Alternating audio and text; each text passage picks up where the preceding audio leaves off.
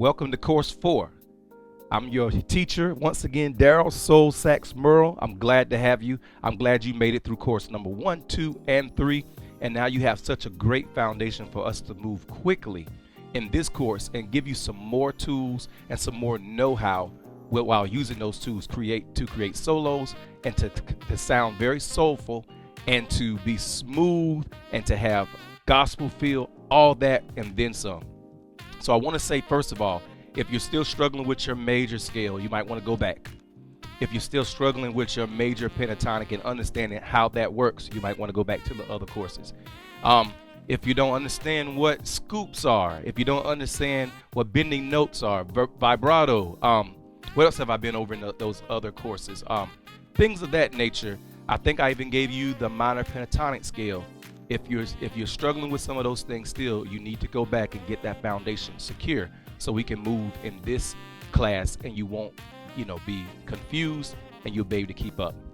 Now, for those of you who play tenor sax and soprano sax, I'm gonna pretty much stay. I chose not to grab those this time to move quicker and to give you more content. I'm gonna stay on the alto sax and I'm gonna give you what scale and what degrees things are so that you can take the knowledge that I gave you from before and fill in the gaps.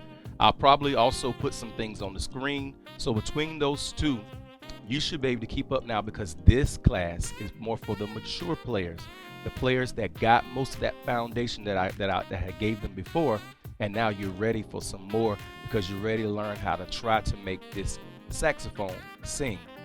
And try is not what we're going to do. We're going to teach you how to make this saxophone sing. You can do it. There's a lot of easy steps to it.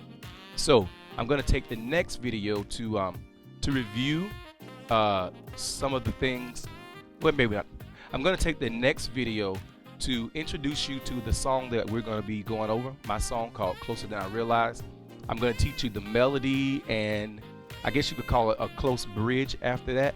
That can take us back to the chorus or it could take us back to the drive of the song or the repetitious part of the song where we would have our solos. I'm going to give you a quick review of some of the things from the other courses, and then I'm going to start giving you more things that we can add to our repertoire, our tool bag to use to create solos. And what our main focus is we're going to work on taking these things and not forgetting that we're going to call and answer ourselves in the solos. So we call as in we come up with a line and then we answer that line with a response, and you put those together and it'll keep the solo going like a musical conversation. So if you have been told don't talk to yourself, now is the time to talk to yourself because it works in music. So let's go.